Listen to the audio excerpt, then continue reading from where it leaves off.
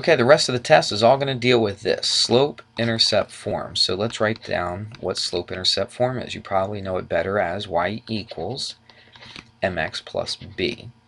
Remember, m is the slope of the line, b is the y-intercept of the line. Now the x and the y, this x and y right here, represents any point on the line at all. So let's look at problem 15. They give you the slope and they give you a point. You don't have to graph this thing to be able to do this. Just know what all this stuff means. So if 0, 5 is a point on the line, then 0 is your x and 5 is your y.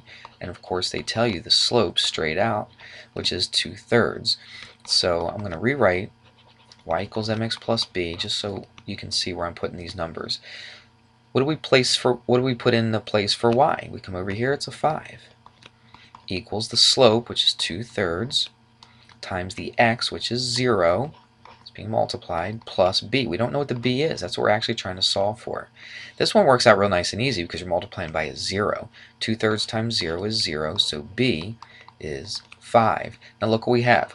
We have a slope, we have a y-intercept. You put those together into a nice little package into that y equals mx plus b. So it's y equals m, which is 2/3, x plus b, which we just found. Right? So you already knew the slope. All you had to do is find the y-intercept. You just put it in its spot, and this is the equation of a line with a slope of 2/3, and it goes through the point 0, 5. All right, let's look at the next two. They're kind of similar to each other. One's horizontal, one's vertical, so that makes them not very similar. But anyway, you'll see they kind of have the same idea.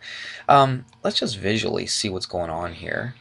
You don't have to do a graph for this, but I think this might make it easier to see. If you remember, when you have a horizontal line goes through the y-axis. If it goes through the y-axis, a horizontal line is always going to be y equals some number. All right, whatever, I don't even know what to put here. Y equals just some number. No x involved, just y equals. So look at this point, -2, 2. -2, +2. Here it is right here. And it says a horizontal line that goes through there. So where is it going to cross the y-axis? It's going to cross the y-axis at +2. So really, if it's a horizontal line, all you have to do is just look to see where it hits the y-axis. So your answer is just going to be y equals 2. That's it. Look, what do you think would be true about this? The same kind of thing would hold true, wouldn't it? Let's do a different color here. And it's a vertical line. It goes through the point -4, 2. So here's -4, +2, but it's a vertical line. A vertical line just goes up and down like this.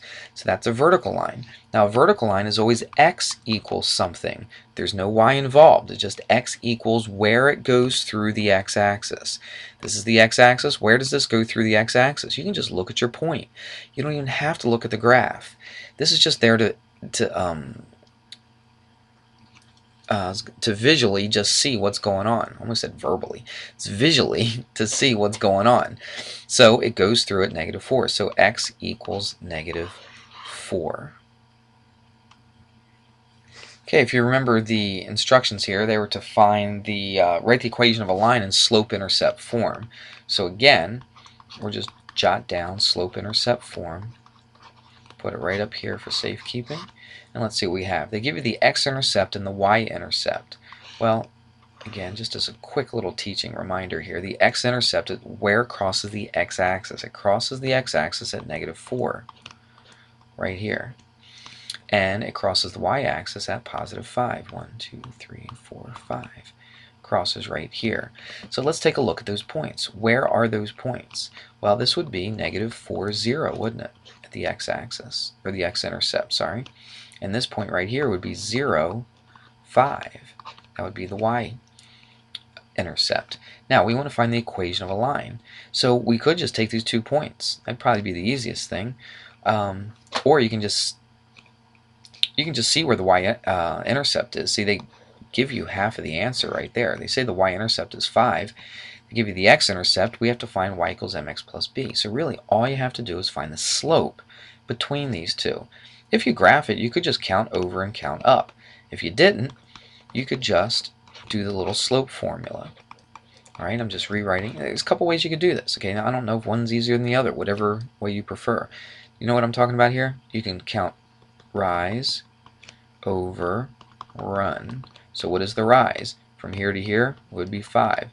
What's the run? From here to here, it would be 4. So what's the slope? It's 5/4. Or, if you wanted to do it that way, you could. If you didn't like drawing the graph, you could always do it like this. The slope is y1 minus y2 over x1 minus x2. Remember the slope formula. And now just plug stuff in.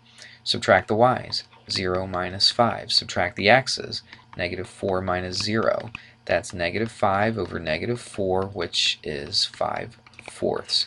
Whatever way you like to do it, it's fine. Let's put it all together though. It's y equals mx plus b. M we just found. That's what we did all that stuff for. And then you just write down an x. And what was the y-intercept? You didn't have to do any work. They told you. The y-intercept is 5. So you just put plus 5. That's the equation with those two intercepts. Okay, this is everybody's favorite right here. We want to find the equation of a line that goes through this point is parallel to this. Remember, when two lines are parallel, they have the same slope. So here's my point, 3, 1. Remember, that's my x and my y. And it's parallel to this equation, -7x minus 5y equals -1. Well, this equation doesn't look all that familiar. I want to look at it as y equals mx plus b. So I'm going to solve for y. So -5y, I'm going to add a 7x to both sides and minus 1. Divide by -5. So divide that by -5, divide that by -5. So y equals -7/5 x. And you know what? I don't even care about this number right here. All I'm looking for is the slope. Because when two lines are parallel, they have the same slope. So I have a point, I just need a slope. If they're parallel, the slopes are the same. So I can come over here and say, oh, the slope of that line is -7/5, the one that they gave me. So the slope of my line is going to be exactly the same thing. It's -7/5. It's the only reason I went through this. I really don't even care what their y-intercept was. I only care what the slope is. So now I've got a slope, I've got an x and a y. Now I can find the equation of a line. So let's do that. Y equals mx plus b. Let's plug the stuff in.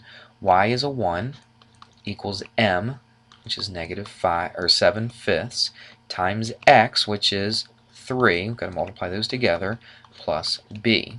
And now we just do some math and we solve for b. So let's do that. Y or 1 equals, what's that? -21/5 plus b. And now you add a 21/5 to both sides. 21/5.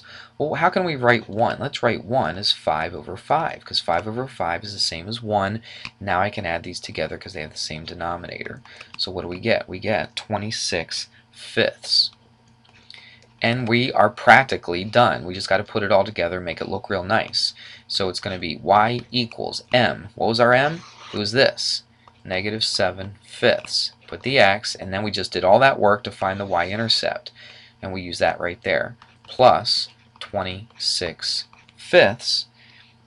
And that's all there is to it. Don't change it to a decimal. Don't change it to a mixed number. Keep it just like that. All right, one more to go. This next problem looks very similar to the one we just did, except for one major exception right here, and that's this word perpendicular. Now, remember, if the two lines are parallel to each other, they have the same slope. If two lines are perpendicular to each other, their slopes are the negative reciprocals to each other. For instance, let me just give you an example. Let's say, I'm just making this up, let's say the slope of one line was 2/3, but let's say that they're perpendicular. Say the two slopes are perpendicular to each other. What would the slope of a perpendicular line to this line right here have to be?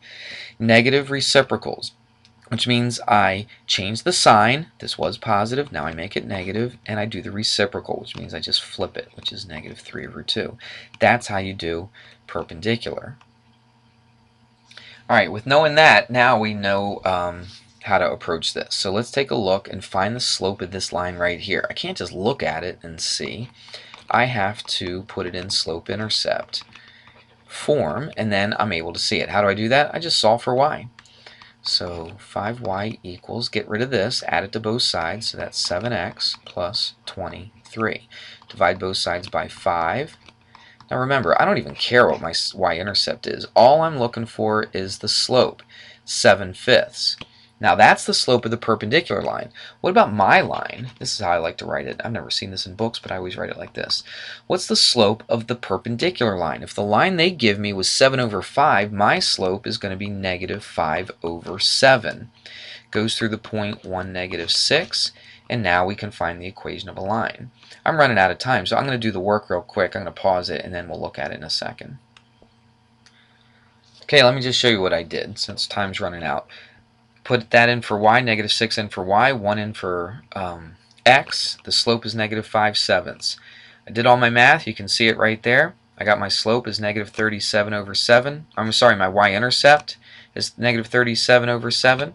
Put my new slope right here. Remember, that's the perpendicular slope. Put it all together, and I've got my answer. All right, that's the end of the first test, section 3.1 to 3.4.